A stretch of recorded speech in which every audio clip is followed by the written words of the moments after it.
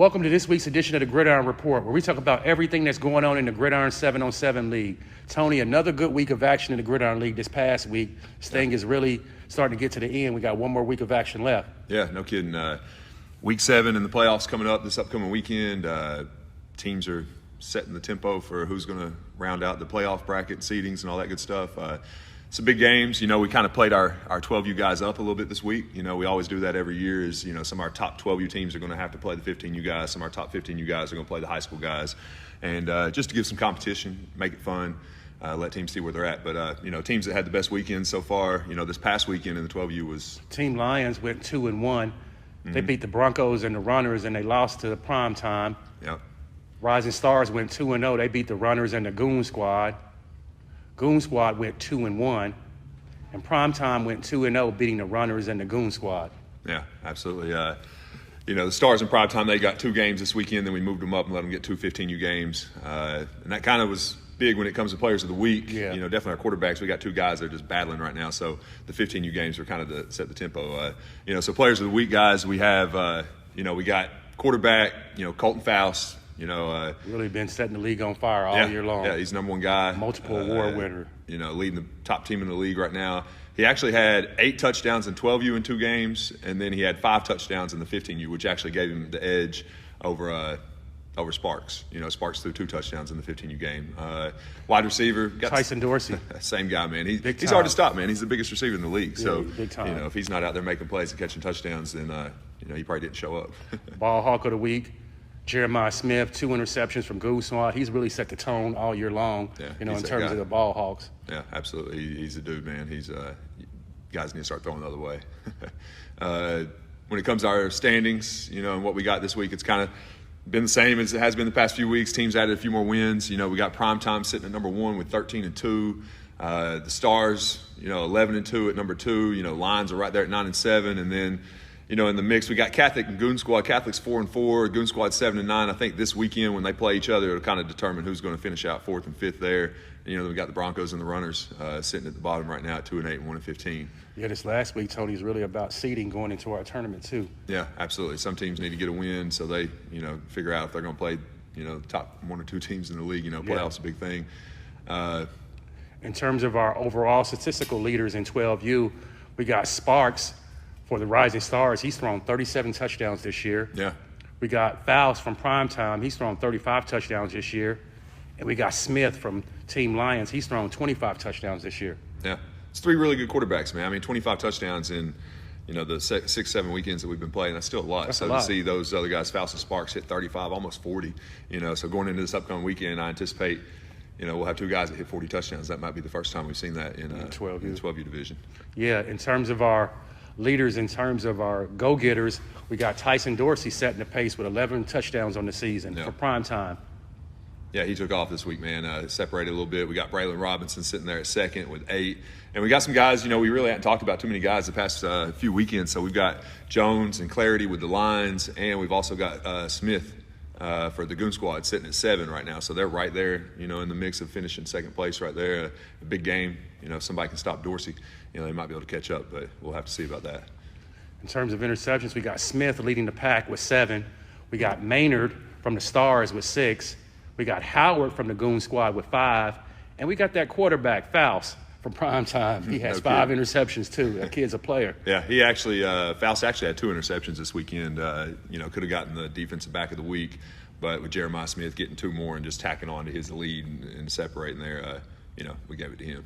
Real good group of teams, real good group of players, Tony. Yeah, you know, this 12U group's been the best we've had, you know, over the past, you know, going into 4 years.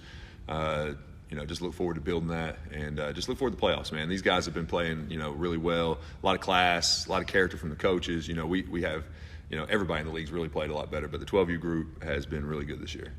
Tony, let's jump right into the action for our 15U division. Yeah, absolutely, man. 15U was exciting this weekend. Top teams played each other. Mojo came back, played this weekend, been out last weekend. So our top teams that we really wanted to talk about this weekend was the Rebels. You know, the Rebels were one of the top teams in the league. They came in and went 2-1. They beat D-Block and Gunslinger and lost to Mojo. And Patriots, one of the other top teams in the league, they went 2-1 on the weekend. They beat the Cougars and the Goon Squad. They also lost to Mojo. Mojo came in. Mojo went 3-0. We put them up against the top 3 teams in the league just since they were out, so they can kind of finalize these standings and put a stamp on who's the best. And they came out 3-0. They beat the Rebels, Patriots, and Smash. All 3 of the top teams in our group except Betsy Built. So I look forward to seeing those guys play again. I think that's going to be a good game. Primetime moved up. We let them get 2 games in the 15U age group. They went 1-1. That's impressive. Yeah, it's exciting. You get a win against any group that's older than you. You know, right. It's a big win. So, congratulations to those guys. Let's move right into the players of the week, Tony. Yeah, absolutely. Our top gunslinger this week for Team Mojo was Brooks Cherry with 9 touchdowns, and he led his team, like you said, to a 3-0 record. Yeah, absolutely. We've been going by stat, the most touchdowns each week. This week we're getting a little closer to playoffs and finalizing kind of what we're doing. Just to give him some credit, Kai Beasley, was Gunslinger of the Week last weekend and actually threw 10 touchdowns this weekend.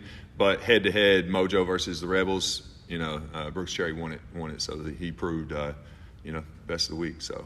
Our top go-getter was Jordan Hayes from the Rebels. He had 5 touchdowns this past week, Tony. He did. He had a big weekend. The Rebels are coming on strong right now. They're having a lot better deal right now, so it's going to be fun watching those dudes play near the end of the season. Our top ball hawk this week was Trey Jefferson from the Cougars. He had 4 interceptions this week. That's a lot. That's what I said. When I went through the stats, I was like, dang. It's a lot of interceptions. There's a bunch. Moved him right up in the mix of, right behind Daniel Thomas. We'll talk about him in a little bit, but yeah, congratulations, Trey Jefferson, on Ball Hawk of the Week. When it comes to standings, standings are kind of finishing out pretty good right now. Everybody's pretty in a close race, except for a couple teams at the bottom. But I think that's every league and every division. But the Gunslinger division, we've got 4 teams that are right there. I think anybody can win. I know Betsy Built's not been beat yet, but they're sitting at 11-0. The Patriots are 10-4. You got Gunslingers and Cougars sitting at 8-8. Then you got A65 and D Block. A65 at 3-7, D Block at 2-3. They just entered the league last week, so they got 2 full weekends with us. Then we got the Gridiron division. Gridiron division, we got Mojo sitting at 8-5. Yeah, they actually just bumped up right there. Yeah, those 3 wins this past week really helped to move them up. Yeah, absolutely. You got Smash sitting at 7-6. You got the Rebels sitting at 6-9.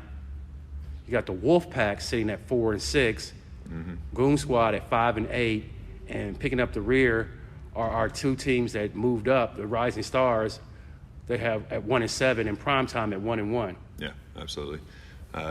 Those guys always ask if the games will go against them when they play 15U or not. But no, it doesn't go against them. We never do that. But it's just one of those things. It's just a challenge. Give those guys a chance to play against those guys. But the standings look good, man.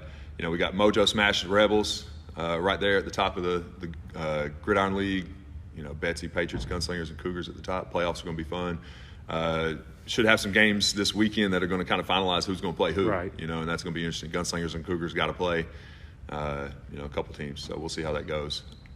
Statistically, the leaders in 15U, Tony, we got Hensley sitting at 33 touchdowns. We got a close race right here at the quarterback deal. Now, Maupin hadn't played in the past couple weekends, but I think that's going to give Betsy Built a little chip on their shoulder to finish this last 3 games off really strong. So go ahead. We got Hensley with 33 touchdowns. We got Kai Beasley with 33 touchdowns. We got Maupin from Betsy with 32 touchdowns. And we got Smith Williams from Smash with 30 touchdowns. Some really good quarterbacks in that group. Absolutely. We've got potential for 4 guys to hit 40 touchdowns, with 3 games coming up in week 7. So this is going to be a good group. Some of our best young gunslingers in the area, are playing, and, they're showing, why they are considered the best. Let's talk about the top go-getters from this past week, Tony. Yeah. Excuse me, not for this past week, just for the season, statistically. Yeah, absolutely. Man, we got a race everywhere right now. This group, this 15U group, has really been a big deal this year with the league. I think we got more teams. It's almost as many as the high school group. Right. And a lot of really good competition. So we got Beaufort from the Goon Squad. He's leading with 15. We got Hayes with the Rebels at 14. Baird from the Cougars at 13. We got Griffin at 12, and then we got Jefferson at 10. So, everybody's right there, 10, 12, 13, 14, 15. A couple big games from somebody's going to lead them to Player of the Year award. Our top ball hawk statistically in 15U, Nathaniel Thomas continues to lead the pack with 10 interceptions on the season. No kidding. He took a couple away from my guys this week. He's a player, man. He covers ground, gets off the hash, and he's got good hands, actually. He's not just a defensive player. On offense, he's making some plays. Trey Jefferson, the Cougars. You know, he had the 4 interceptions. Yeah. You know, this week moved him from not even on the board to right there at second place with 6. 15U is fun this year. Man, we've had a great time. Coaches, players, all you guys have done a really great job in making that 15U division, really good this year. I don't know how else to say it. Tony, let's move right into the high school division and talk about that for a little bit. Yeah, absolutely, man. High school division's been fun this year. We got a couple of teams that are sitting at the top, but a lot of teams have gotten better, and I look forward to seeing them compete this last weekend for the playoffs. Some of the top teams from the weekend, Venom went 2-0. They've been having a couple good weekends. Past 3 weekends, they've been really good. Admirals finished 2-1. They beat the Cougars and the Lions. Took a loss to Legacy Elite. We got Cougars finished 2-1 this weekend. They're consistently winning. They beat Betsy Built and they beat the Lions. They lost to the Admirals also. And Seymour, one of our teams that hadn't had a lot of success early this year, but it's good to see them get 2 wins. They racked up 2 wins, went 2-1 this weekend. They beat Gym City and the Tribe. One of the big games this weekend was Legacy Elite versus Gibbs, because that was kind of a rematch from our championship from the Gunslinger Invitational, and Gibbs kind of got them this weekend, beat them 24-16. Big win for them. Yeah, absolutely. Let's talk about the top players from this past week, Tony. Yeah. The top gunslinger this week, we got 2 guys from the same team. They both threw 5 touchdowns for the Admirals. Yeah, absolutely. Like I said, at the end of the season, we kind of do it a little bit different, but, the Admirals they're one of the number 1 teams in the league, and they just split quarterbacks. And the good thing is they got 2 good quarterbacks doing it. And when you have 2 quarterbacks, it's hard to win Player of the Week. But, for those guys to be number 1 in the league, number 1 in their division, I felt that they deserved, we felt they deserved some love. They've been really good this year. So, Admirals, congratulations to your Gunslingers, Gunslinger of the Week. They threw 10 touchdowns, actually, 5 each this past weekend. Our go-getter of the week, Devon Jones from the Cougars, he had 6 touchdowns, Tony. Yeah, they keep trying to break a record, man.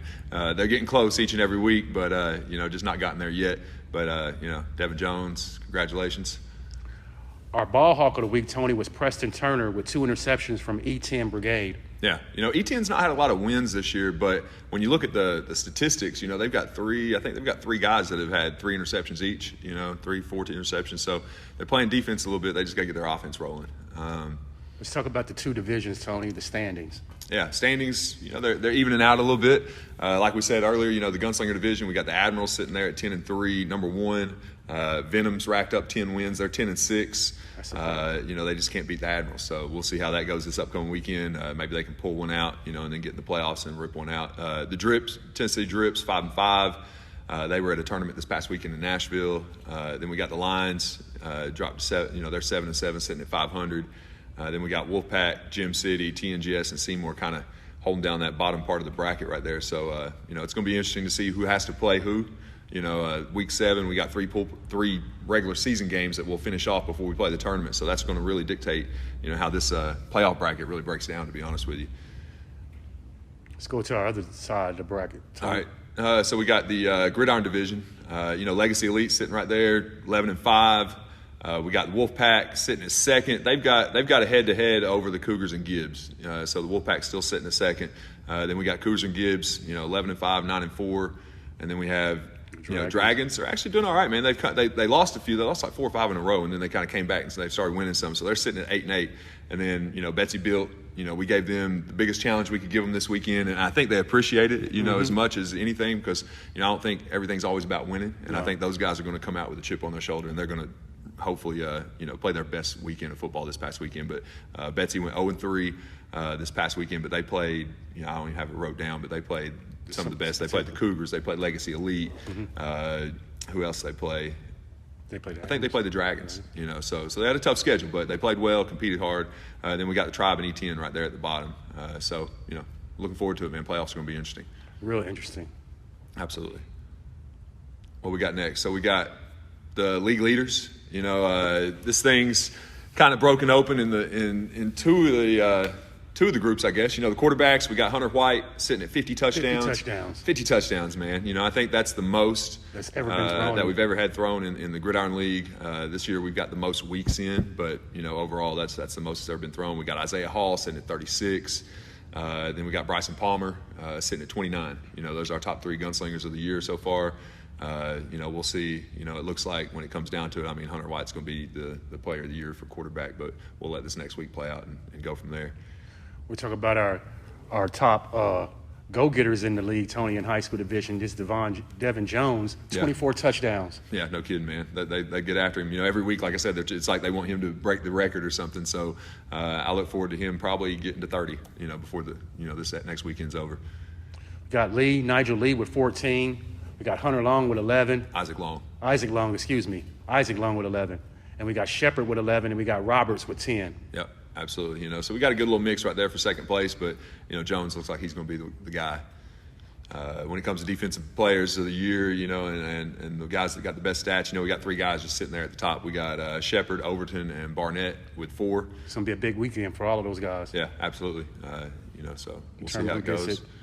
And, you know, you playing for the awards, man. You know, this upcoming week we will decide, you know, we give the Player of the Year awards, you know, for each guy. So, you know, some tight races still to be decided by this week. Yeah, absolutely. You know, normally we can give it out now and kind of say who's going to win it, but you know, in each age group we've got a few good races. So, you know, let's get to week 7 and, you know, kind of see how it shakes down and